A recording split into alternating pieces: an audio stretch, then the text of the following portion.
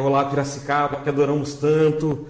Hoje estou fazendo um registro muito fantástico e tem certas oportunidades na vida que nós realmente precisamos. Lembra daquela piadinha dos Trapalhões, nós que somos geração X? É X, né? Dos anos 70, 80, tinha uma piadinha assim: fotografou? Não, então dançou. Hoje, além de fotografar, nós podemos filmar. Então, estava conversando com um grande amigo, fazendo um registro forte, interessante, e que eu não poderia deixar de não compartilhar com você, Piracicaba, que adoro tanto. Você já me conhece, eu sou o William de Lima, guarda civil de Piracicaba, bebendo a ti. Converso agora com Marco Ferreira. Marco, tudo bom? Bom dia, meu amigo. A gente está aqui conversando, matando a saudade dos tempos daí da nossa gloriosa, né? Do tempo das do comer sereno. Nossas gloriosas noites comendo sereno. E é bem isso aí mesmo. Mas tinha esse jargão, comer sereno? Sem dúvida. O corujão, quem trabalha de noite, comedor de sereno. Não tem dúvida nenhuma disso aí. Isso aí é tradicional. Mas é muito importante e as coisas mudam muito, né? E a gente tem que estar acostumado com as mudanças do mundo, né? E a gente tem que mudar, não tem jeito, né? As voltas que o mundo dá. Né? E dá voltas. Mas, se me permite um juízo de valor, você não pode reclamar muito, porque você sai por cima, né? Você tem uma história aí, se me permite, gloriosa, né? Uma história de superação, resiliência, né? Tipo assim, você é um superador de obstáculo.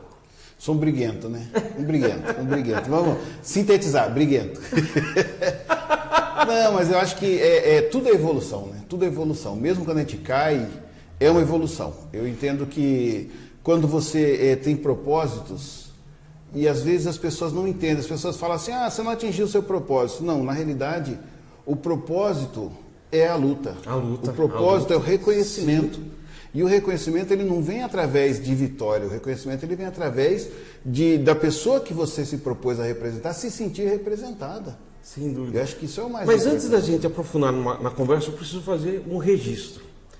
E eu tenho feito para alguns convidados que estão aqui nessa semana, e como você não poderia ser diferente, até mesmo porque é em verdade. Em primeiro lugar, Marcos, obrigado por estar aqui no sol. Você esteve aqui antes da eleição e retorna hoje alguns dias só, né, mas pós-eleição. Por que eu falo isso? Porque eu vou repetir, eu estou repetindo nos últimos bate-papo aqui que eu recebo dos convidados. Eu falo, eu tenho 45 anos de idade e o que a vida me ensinou em relação a eleições, isso aí eu aprendi com uma candidata a prefeita em 1996 aqui em Piracicaba. Não existe época melhor para você conhecer alguém que foi candidato, um candidato a um cargo público, do que depois das eleições. Porque que o dia seguinte mostra que haviam lobos em pele de cordeiro e cordeiro em pele de lobos, ou travestido, ou, né? Mas havia. E para mim é muito contente poder tê-lo aqui hoje. Por quê? Porque você esteve aqui antes. E você está aqui hoje com a mesma cabeça. Piracicaba, com a mesma cabeça erguida de antes. Teve candidatos que estiveram aqui antes das eleições. Pós-eleições, não voltaram. E nós convidamos. Eu fiz questão, como apresentador, como cidadão, como eleitor, e eu marco, hein? Eu marco. Marco Ferreira, eu e o Marco. Quem falou assim, no período eleitoral era assim para o de Lima, e para o público do de Lima. Pós-eleição, de Lima e o público do de Lima não é mais interessante, porque daqui 4 anos a gente volta a conversar. Eu acho que é uma falta de respeito comigo e uma falta de respeito com quem nos acompanha. E aí eu preciso enfatizar, você vai me desculpar, meu irmão, mas eu preciso enfatizar. Teve candidatos que saíram vitoriosos dessas eleições que estiveram aqui, antes da eleição, que estiveram conversando contigo e não quiseram voltar, porque já ganhei, não preciso mais. 4 anos passa rápido. Teve candidatos que que perderam as eleições e também estiveram aqui antes e não quiseram voltar, porque o mundo acabou. E há guerreiros, brava gente, como você, que esteve aqui antes e está aqui hoje novamente de cabeça erguida. Então, antes de qualquer coisa, parabéns e obrigado. Eu acho interessante você tocar nesse assunto, porque assim, ó, quando eu vim aqui a seu convite em campanha, né, em pré-campanha, em campanha, eu não vim só porque você é meu amigo, só porque você me convidou. Eu vim porque você é meu amigo, porque você me convidou e porque eu queria falar para o seu espectador. Porque eu queria falar para aquela pessoa que te acompanha. Porque eu queria apresentar as minhas propostas para a pessoa que te acompanha. Sim. E seria muita ingratidão e muita burrice minha não vir aqui e agradecer à pessoa que efetivamente eu cooptei através de você. Obrigado. Ou que pelo menos aquela pessoa simpatizou com alguma das propostas da gente, ainda que não tenha votado, mas que tenha simpatizado com alguma das propostas e começou a acompanhar a gente através de você. Então nada mais justo que quando você me diz, olha, vamos voltar lá no programa para você falar as suas experiências. Tenho que vir sim. E tenho que vir e agradecer às pessoas que assistiram aqui e que de alguma forma contribuíram para que a gente estivesse aqui hoje. Esse é Marcão, sendo Marcão, verdadeiro e autêntico. Parabéns e obrigado, meu irmão. Tem que ser. Obrigado. Tem que ser. Marcão, passado aquela correria do pleito eleitoral, essa foi a sua primeira candidatura? Primeira vez. Primeira vez. Você foi bem votado, né? Para a atual conjuntura, sim. Para o que eu esperava, eu me decepcionei não com as pessoas e nem com a estrutura do partido de Piracicaba. É muito importante dizer isso aí, porque quando eu me lamento, né? E eu me lamento mesmo, gente, porque eu sou assim, eu sou você assim, é chorão, né? Eu sou briguento, mas eu sou uma pessoa indignada. Então, não ser eleito me deixou indignado, não me deixou aborrecido com as pessoas, mas indignado. Eu não gostei do sistema eleitoral, sou obrigado a concordar com algumas pessoas de quem eu discordava veementemente. Eu era um defensor até o mês passado das urnas eletrônicas, do pleito eleitoral da forma como é. Estive fiscal no dia das eleições e falei ao partido, eu quero ficar fiscal, mas não quero ficar fiscal fixo. Eu quero rodar as escolas. Sim. E eu fiquei até das 7 da manhã até as 17, rodando as escolas. E o que eu vi me decepcionou muito. Não acredito mais no sistema eleitoral, da forma como ele é. Por isso, pedi para o partido meu desligamento, não pretendo me candidatar a mais nada. Espera aí, antes da gente entrar aí, obrigado por você compartilhar com o meu internauta. É praticamente exclusivo, né? Porque... Não, acabei de fazer, né? Obrigado, mas antes de entrar, eu queria comentar uma coisa, assim. A minha avaliação é que, claro, quando a gente fala que o candidato foi bem votado, para o candidato ser bem votado ali ele conseguir ser eleito. Mas eu falo que você, e quando não é eleito, entende-se muito mediocremente que ele foi mal votado. Mas eu falo que você foi bem votado pelo seguinte, até porque você não é medíocre e nós não somos, e nosso internauta também não. O que ocorre? Binariamente, nós tivemos candidatos aí com 1.500 votos que não entrou. Ele foi mal votado? Pô, nessa eleição difícil, 1.500 votos é 1.500 votos. E nós tivemos candidato aí com um pouco mais de 1.000 que entrou. Porque existe aquela matemática complexa. Teve um candidato com 940 que entrou, né? 940? Ah lá, nem chegou a 1.000 e entrou. Então o que é ser bem votado ou mal votado? Para mim, não é né? Há candidatos aí de 10 eleições, 40 anos tentando, né? E você na sua primeira eleição você conseguiu 441. Foi bem num ano 2020, que foi um ano extremamente difícil. Eu fui o quinto do partido, né? Quinto do partido. 33. Então não posso dizer para o meu partido, para as pessoas que também batalharam e que não chegaram, não tiveram os 441, que eu fui mal votado. Eu estou desmerecendo o trabalho deles. Então, na realidade, sim, fomos bem votados, tivemos uma legenda bem votada. Não foi suficiente, mas eu entendo que são 441 pessoas que entenderam a proposta que a gente se dispôs a executar.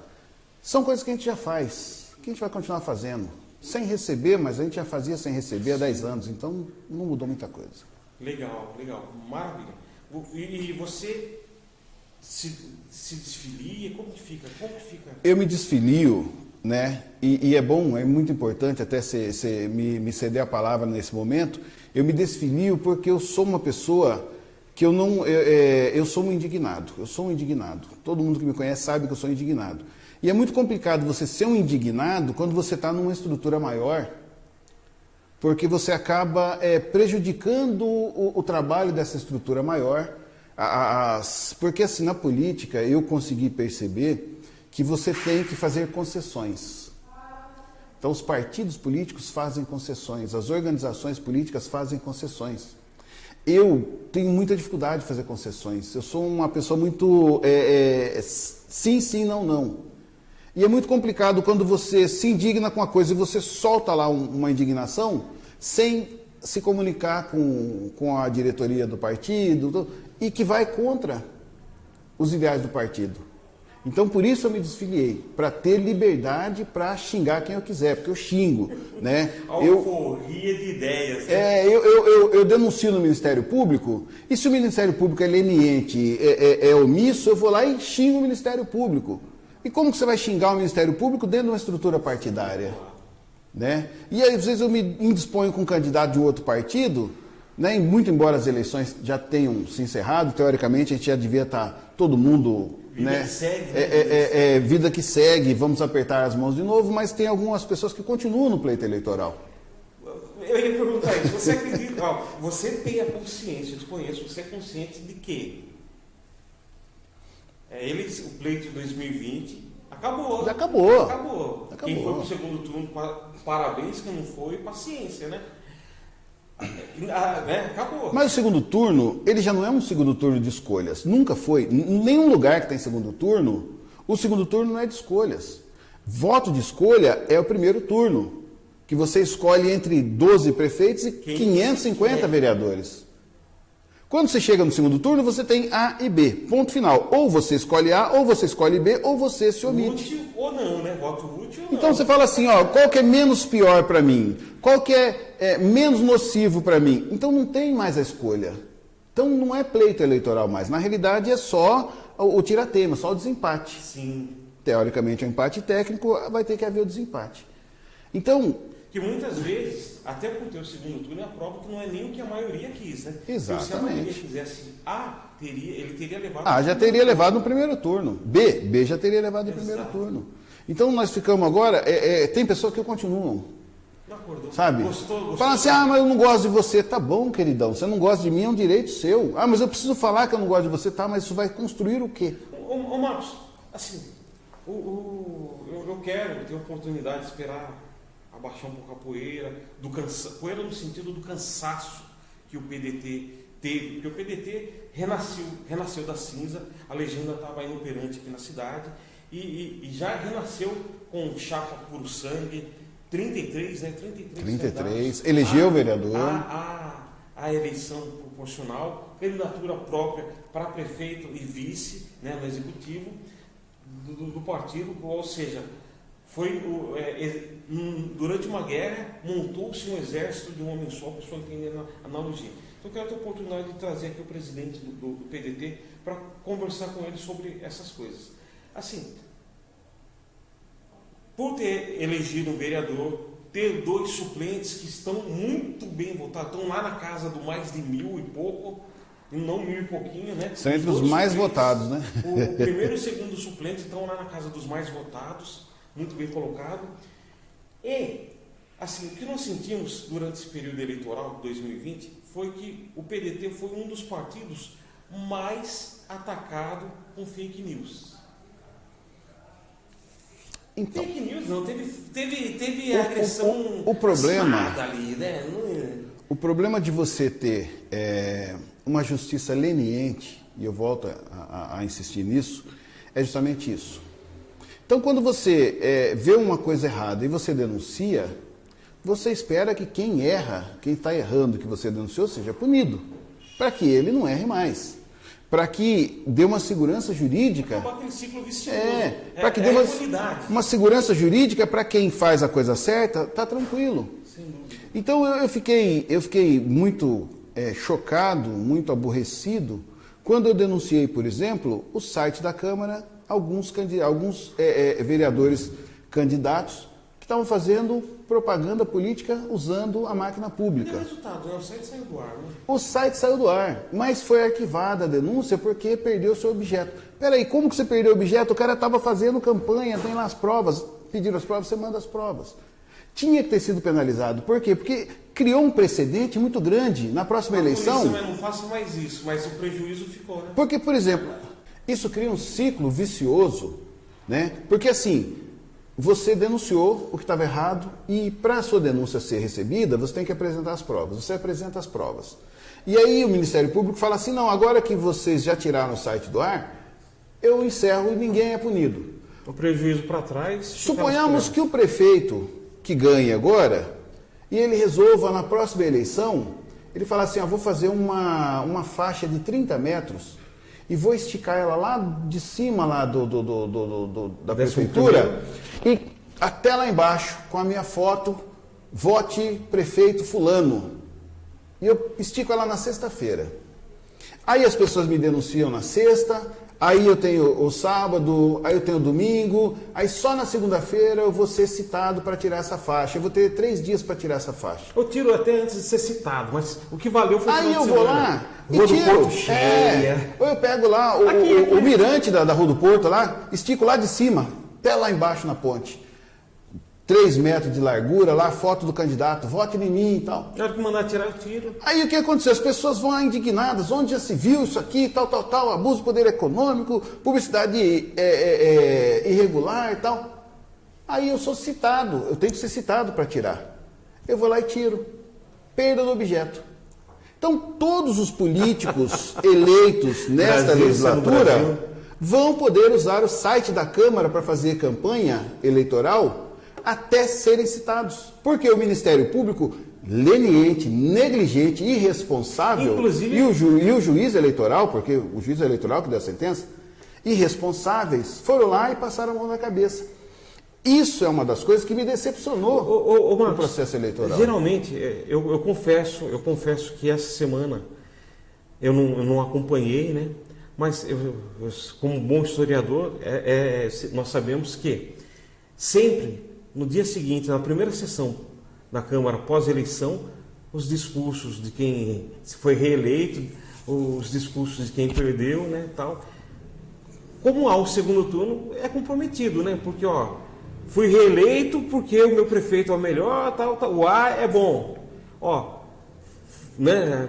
Compromete, não compromete? Eu acho assim, que a minha grande dificuldade partidária é justamente essa. Porque eu sou uma pessoa ideológica. E disciplinada, né? Eu sou uma pessoa ideológica. Eu penso que a pessoa ideológica, e isso eu não estou cobrando de partido que seja ideológico. Partido é muito complicado de ser ideológico. É o seu caráter. Eu sou uma pessoa ideológica. Então, se eu digo, olha, eu não voto no fulano por isso, eu não posso, assim que acabou o pleito, fazer um conchavo com esse fulano e passar a elogiá-lo e dizer que ele é bom. Eu não posso fazer isso para o meu caráter pessoal. Isso é impossível, é inaceitável. Então, na política, eu iria sofrer muito. Eu iria ter uma pedra no rim do tamanho de um tijolo. Só que as pessoas me orientaram e eu não conseguia entender. E quando eu participei do pleito, eu consegui ver uma série de coisas que eu não via, que me estavam escondidas. E que se me revelaram. E eu, por isso, eu entendo que eu não posso pertencer a uma estrutura partidária. Nós estamos falando, o seu partido, o PDT, ele foi alvo de muitos fake news. Teve uma denúncia, teve um fake news que vocês teriam ganhado um valor absurdo, tipo da Mega Sena para a campanha eleitoral. E eu lembro que depois saiu nas redes sociais, vocês iam fazer um boletim de ocorrência. Ou seja, vocês foram muito vítimas de fake news, né? Na realidade, assim, um partido da cidade aí, ele abriu mão da verba eleitoral. Da verba eleitoral. Só que assim, tem 2 tipos de verba, a verba partidária e a verba eleitoral. A verba partidária, ela já vem desde a lei eleitoral, etc., de 97, É um dinheiro que vem para você pagar água, luz, telefone... Para manter, né?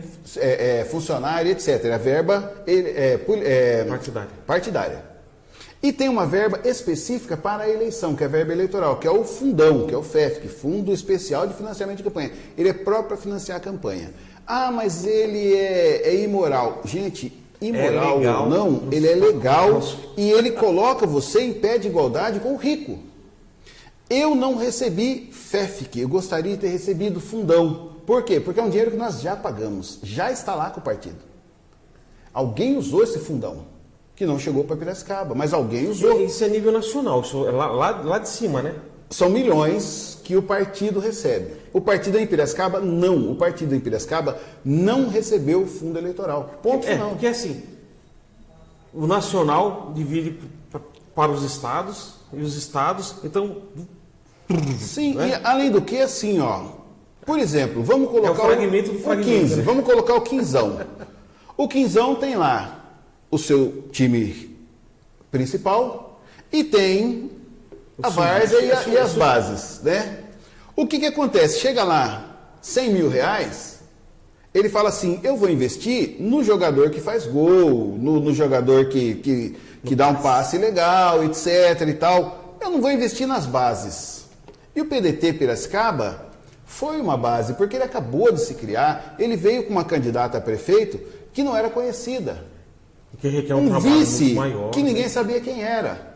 Né? Muito embora o Osmir Bertazzoni, presidente do partido, é uma pessoa amplamente conhecida em Piracicaba, né? As pessoas não conhecem o Giovanni.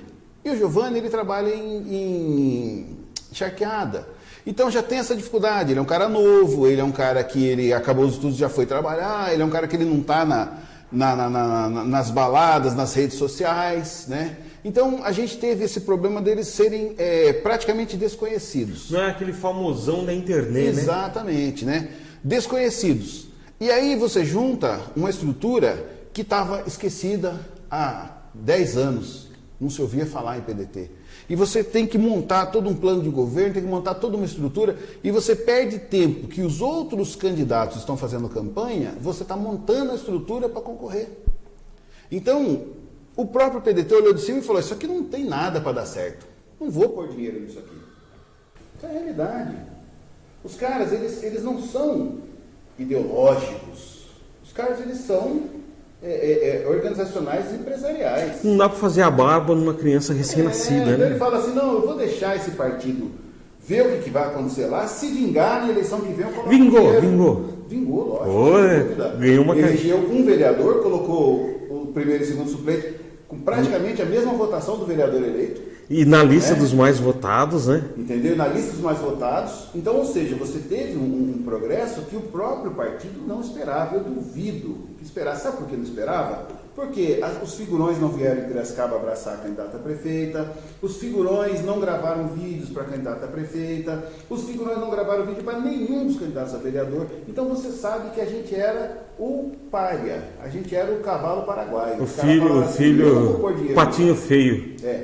Mas, voltando a esse partido, ele abriu mão do fundo eleitoral e do fundo partidário. Eu entendo que esse partido prejudicou os seus candidatos, tanto é que houve 4 desistências só nesse partido. De 30, 4 pularam fora. Falaram, eu não tenho dinheiro, eu não vou fazer campanha. E aí esse partido, para justificar, ele inventou uma mentira de que o partido nosso, o PDT, tinha recebido 1 milhão e pouco. Era mentira, só que não importa se é mentira. Se você tem um mecanismo de internet correto, você vai fazer com que as pessoas entendam que isso é verdade. E a gente gasta muito mais tempo apagando fogo do que o cara que colocou fogo. É a história da fronha de pena na igreja, né? Exatamente. Então o que acontece? Teve isso aí. Depois teve um outro imbecil que começou a atacar o partido porque ele estava ele se sentiu ofuscado. Porque infelizmente a esquerda de Piracicaba ela precisa se reinventar. Infelizmente eu falo. E é aí que eu digo que a esquerda de Piracicaba ela precisa ser ideológica. Ela não pode ser esquerda hoje e amanhã, por conveniência, quer de organizações outras, que eu não vou citar aqui porque é desagradável, né? Mas mudar. Falar, não, eu não defendo mais os ideais que eu defendi a semana passada. Que fenômeno é esse que o resultado de uma eleição faz mudar a opinião do dia para a noite? Muda a sua ideologia. Muda a sua ideologia. Marcos, eu perguntei para você a questão do fake news que o PDT em Piracicaba foi vítima, porque eu queria chegar num ponto. Essa semana você também foi vítima de um fake news muito pesado, né? Eu posso soltar a imagem? Por favor, fique à Ó, vontade. essa é a imagem de um fake news da qual você foi vítima. É assim, ó, essa pessoa, eu não consigo entender até agora, porque foi uma crítica pessoal que eu fiz para essa pessoa, né? Essa pessoa que me procurou para sair pelo partido dela, eu disse, olha, eu procurei vocês há 2 anos atrás para a gente vir aqui explicar o que é ser um partido comunista numa democracia de 2001 em Piracicaba, numa cidade... 2021, né? 2020, não, numa cidade que é conservadora. Porque eu precisava que justamente essa identidade fosse revelada. Até porque o partido em questão, não é o seu, esse partido em questão, há 4 anos atrás ele lança um candidato a prefeito que hoje vem... Hoje é um fascista. Ultradireita. Eu acredito na evolução, mas é muita mudança, mudança de lua, não sei. Porque assim, ó, há 2 anos atrás eu comecei um trabalho, né? Porque eu estava pensando em me lançar na política e eu precisava encontrar um partido político que eu conseguisse coadunar com os ideais desse partido. Eu tinha uma simpatia muito grande pelo PT, mas o PT precisava ter feito uma autocrítica, o PT precisava ter aparado umas arestas, entendeu? Expulsado os corruptos e se reorganizado. Não aconteceu. O PSOL em Piracicaba ele é quase inexpressivo, não aconteceu, fui em reuniões. Chamei o PCdoB no meu escritório e falei para o presidente e para o outro diretor, falei, gente, vocês precisam mostrar para as pessoas que vocês são um partido político numa democracia no século XXI, numa cidade conservadora. Por quê? A palavra comunista assusta. E os caras não fizeram isso. E aí, quando veio o pleito eleitoral agora, eu fui procurar. Falei, não, porque vocês não fizeram aquilo que eu pensei que vocês tinham que ter feito. Escolhi criteriosamente. O único partido que se encaixava na ideologia que eu pregava era o PDT. Vim para o PDT. Em razão justamente desse abandono das direções do partido, do organismo PDT, não Piracicaba, Diretório Municipal, mas o organismo PDT, Partido Democrático Trabalhista Brasileiro, né? Ou seja, precisava ter visto a gente não como um cavalo paraguaio, mas como uma organização que estava se levantando para fazer história em Piracicaba. E eu reclamei. E assim, ó, a Justiça Eleitoral me permite vender brindes, me permite fazer vaquinha virtual, me permite... A própria história do PT foi de vender bótons para manter o diretório. Mas o próprio PCdoB também. Os partidos de esquerda brasileiros, todos eles foram feitos em cima de contribuição e de trabalho voluntário. Então, quando esse senhor... se bandiou para o lado de um político com ideologia absolutamente avessa ao PCdoB, eu o critiquei como pessoa, sem desrespeito, disse assim para ele, olha, você mudar e apoiar em razão do seu chefe, do seu diretor, de determinada, né, instituição, te determinar que faça isso, é compreensível. Mas você está fazendo postagens apaixonadas difamando outras pessoas para defender essa pessoa. Então isso é muito complicado, porque isso reflete no seu partido. E daí o meu pedido de desligamento do PDT, porque eu quero fazer coisas que vão refletir negativamente no partido. Não por causa do meu posicionamento pessoal, mas porque eu sei que vai ser usado para atacar o partido, como esse senhor fez. Posso ir direto? Você está mendigo? Cara, eu acho assim, ó, é muito importante, porque assim, ó, a minha família... Você está passando fome? A minha família trabalhou na minha campanha. Não tem coisa melhor do que isso. Eu postei uma foto lá na minha página e ela ficou de capa. Até eu gostaria que você colocasse ela aqui. Já está aí, ó, o internauta já está vendo agora. Essa foto, gente. Então, vocês veem que eu estou aqui com as pessoas que trabalharam na minha campanha. São a minha irmã, meu irmão, minha sobrinha, minhas cunhadas, sabe? Pessoas muito ligadas a mim. Cobraram. Que trabalharam na minha campanha. Você não pagou nada? Nada. Voluntário. Voluntário. Eu ia fazer a piada, falar, pô, você não pagou nada, né? Isso está quebrado. Mas não, Uma das brincando. minhas amigas que eu chamei para fazer a carreata da gente no sábado anterior ao dia da eleição, no sábado dia 14, ela falou assim, você vai pagar a gasolina? Porque todo mundo pagou a gasolina. Eu falei, obrigado, querida, não precisa ir não, fique tranquila. Nós fomos em 25 carros, nem a gasolina eu paguei. Todo mundo voluntário.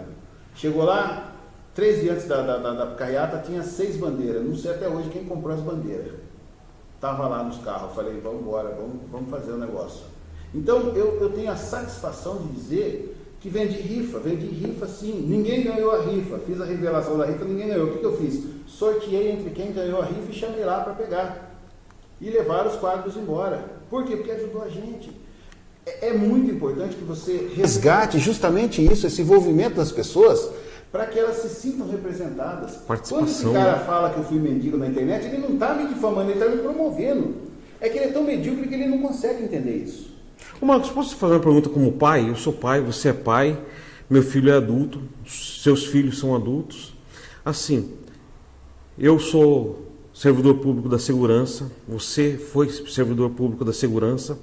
Então nós sabemos que, um exemplo, durante o serviço, quando você estava ativo, quando eu estava na rua, nós estávamos sujeitos a situações. Nossa família não sabia, assim, não tinha aquele preparo psicológico que nós podíamos entrar em luta corporal, em vias de fato, com meliante numa agressão. Então, se nós levássemos um tapa lá, para nós era, não que nós íamos gostar, não, mas nós sabíamos que era ossos do ofício.